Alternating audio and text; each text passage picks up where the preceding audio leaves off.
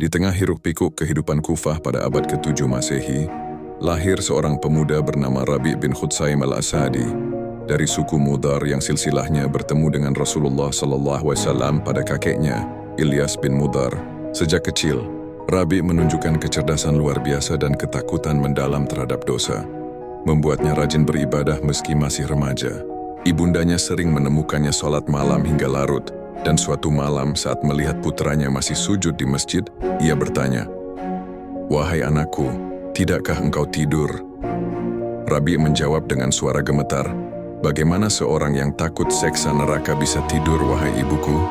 Kata-kata itu membuat ibunya menangis dan mendoakannya agar selalu dalam kebaikan.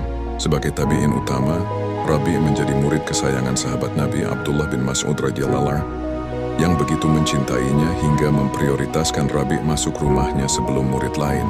Ibnu Mas'ud sering berkata, jika Rasulullah SAW melihat Rabi', ia pasti akan mencintainya karena ketakwaannya. Rabi' belajar ilmu agama secara mendalam, tapi ia menolak jabatan tinggi dari Khalifah Muawiyah bin Abu Sufyan, memilih hidup zuhud sebagai imam dan guru yang mengajarkan ketekunan ibadah tanpa pamrih. Hidup Rabi' dipenuhi perjuangan batin melawan dosa, yang membuatnya menjadi simbol ketakwaan di masanya. Ia menderita penyakit lumpuh yang membuat berdirinya sulit, tapi itu tak menghalangi sholatnya. Malah ia menggunakannya sebagai ayat penderitaan akhirat. Suatu hari dua sahabatnya, Hilal dan Munzir, mendengar tentang kondisi Rabi' yang selalu muram.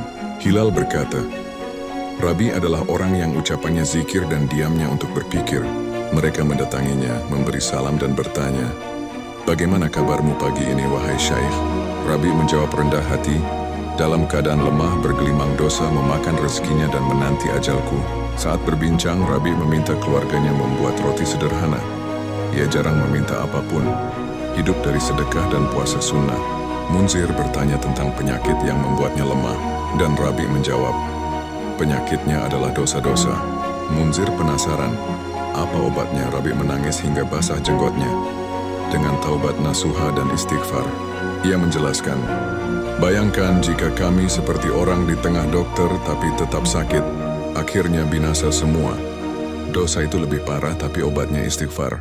Saat membaca QS, Al-Furqan ayat 12-11 tentang neraka yang menggeram dan menyala, Rabi' gemetar hebat, bahkan pingsan membayangkan api itu.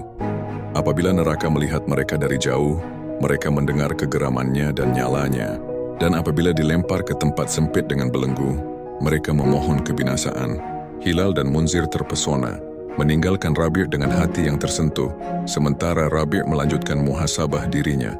Zuhud Rabi' mencapai puncak dalam persiapan menghadapi kematian, menjadikannya salah satu dari 8 orang paling zuhud di zamannya. Ia menggali lubang di rumahnya sebagai simulasi kubur. Setiap kali hatinya mengeras, ia masuk ke sana, membayangkan dirinya mati dan menyesal, lalu berdoa seperti QS. Al-Mu'minun ayat 99-100, "Ya Tuhanku, kembalikan aku agar aku berbuat baik." Kemudian ia menjawab dirinya sendiri, "Kau telah dikembalikan, wahai Rabi." Efeknya terlihat berhari-hari. Ibadahnya semakin tekun, ia berjuang lebih keras dalam kebaikan, dan ketakutannya pada Allah makin dalam. Rabi' menekankan pentingnya diam dan kehati-hatian, berkata, "Tidak ada kebaikan dalam kata-kata kecuali 9. Tahmid, takbir, tasbih, tahlil, amar ma'ruf, nahi mungkar, dan 3 lagi yang saleh." Ia juga menjaga lisan dari kata kotor. Meski diuji, saat ajal mendekat sekitar tahun 60-70H, putrinya menangis di sisinya.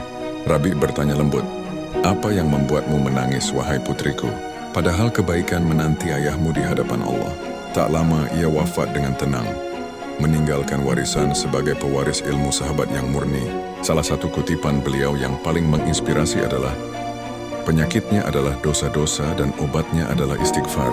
Semoga kita bisa mengambil pelajaran dari kezuhudan Rabi' bin Khutsaim. Demikian kisah kali ini, nantikan kisah selanjutnya. Jangan lupa like dan subscribe jika video ini bermanfaat. Terima kasih, salam.